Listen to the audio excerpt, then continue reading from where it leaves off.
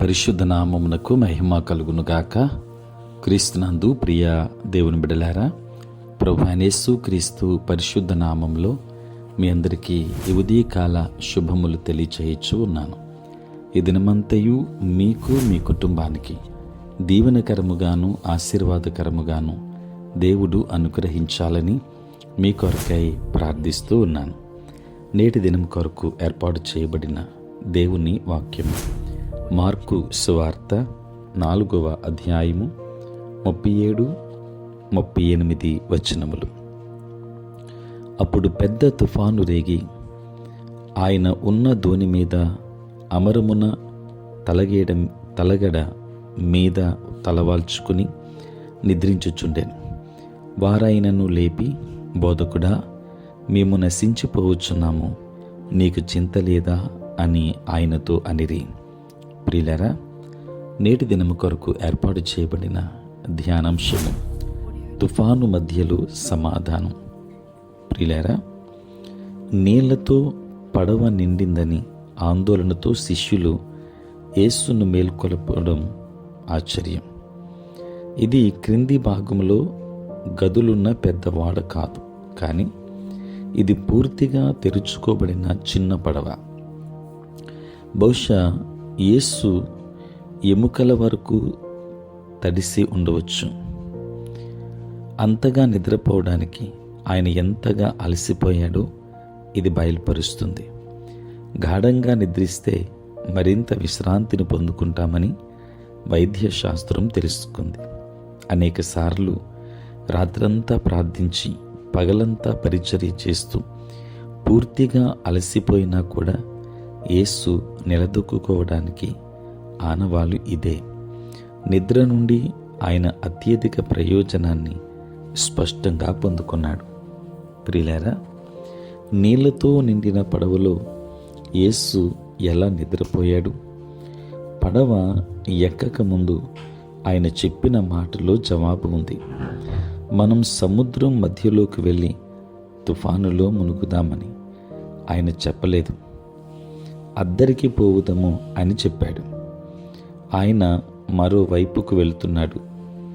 యేసు అధికారాన్ని శిష్యులు ఇంకా అర్థం చేసుకోలేదని ఇది చెబుతుంది. ప్రియులారా, మెస్సియాగా వారు ఆయన పట్ల సమర్పణను కలిగి ఉన్నారు, కానీ భౌతిక విషయాలపై కూడా ఆయన ప్రభువై ఉన్నాడని వారింకా గుర్తించలేదు. ప్రియులారా, యేసు తన వాక్కును నమ్మాడు గనుక ఆయనకు సమాధానం ఉంది. ఆయన తన వాక్కుల్లో విశ్రమించాడు. ప్రతి జీవిత విభాగంలో భౌతికంగా ఆత్మీయముగా ఉండడం, దేవుని బిడ్డగా ఉండటంలో నీ ప్రయోజనం అని కూడా ఆయన అర్థం చేసుకున్నాడు.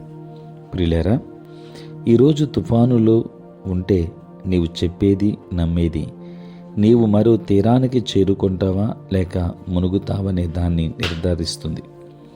ఈ జీవితంలో ఎదుర్కొనే విషయాల్లో యేసు నిద్రించడం లేదా అని తెలుసుకోవాలి. ఆయన అక్కడే నీ ఓడలోనే ఉండి నీవు వెళ్ళవలసిన చోటకు కావలసిన సమాధానాన్ని, విశ్రాంతిని నీకిస్తాడు. ప్రియులారా, ఆయన వాక్యాన్ని నమ్మి ఆయన ప్రేమలో విశ్రమిస్తే ఆయన సమాధానం నీదే. తుఫాను మధ్యలో సమాధానాన్ని ఇచ్చే ప్రభువు దేవుడు మిమ్మల్ని, మీ కుటుంబాన్ని దీవించునుగాక. ఆమేన్. ప్రార్థన. పరిశుద్ధుడైన తండ్రి, ప్రేమ కలిగిన ప్రభువా, మీ పరిశుద్ధ నామమునకు వందనాలు, స్తుతులు, స్తోత్రాలు చెల్లిస్తున్నాం నాయన. రాత్రంతయు కాపాడి సంరక్షించి సుఖనిద్రను దయచేసి మా జీవితంలో మరి ఒక నూతన దినాన్ని మేము చూడగలిగే భాగ్యాన్ని మీరు మాకు ఇచ్చినందుకు స్తోత్రాలు. ఈ దినమంతా కూడా మీ సన్నిధి మాతో ఉంచండి. మీ ప్రసన్నత మాకు అనుగ్రహించండి. మా ప్రతి బలహీనతల నుండి విడుదల, విమోచన ఇవ్వండి తండ్రి. ఉద్యోగస్తులు, వ్యాపారస్తులు, కష్టపడి పని చేసుకుంటున్న బిడ్డలందరినీ దీవించండి నాయన. తండ్రి, నేటి పనులలో, ప్రయాణములలో, పరిచర్య అంతటిలో మీరే తోడై ఉండి ప్రతి ఒక్కరిని కూడా దీవించి నడిపించమని ప్రార్థిస్తున్నాను తండ్రి. అనేక మంది బిడ్డలు రక్షణ లేక నశించిపోతున్న వారు ఉన్నారు. అటు బిడ్డలందరినీ కూడా మీరు దర్శించండి. వారికి కావలసినటువంటి రక్షణ ఇవ్వండి. నాయన చదువుకుంటున్న బిడ్డను దీవించి వారికి కావలసిన జ్ఞానాన్ని, వివేచన, మంచి జ్ఞాపక శక్తిని ఇవ్వండి తండ్రి. నాయన అనుదినము ఈ ధ్యానములలో ఏకీభవిస్తున్న ప్రతి ఒక్క కుటుంబం మీద, ప్రతి ఒక్కరి మీద సన్నిధిని తోడుగా ఉంచి ఆశీర్వదించుమని ఈ దిన దీవెనలతో నింపండి, బలపరచండి. యేసు నామములో ప్రార్థించి వేడుకొనుచున్నాము తండ్రి, ఆమేన్. తండ్రి, కుమార, పరిశుద్ధాత్మ త్రియేక దేవుని దీవెన సదా మీకును మీ కుటుంబానికి తోడై ఉండును గాక. ఆమేన్.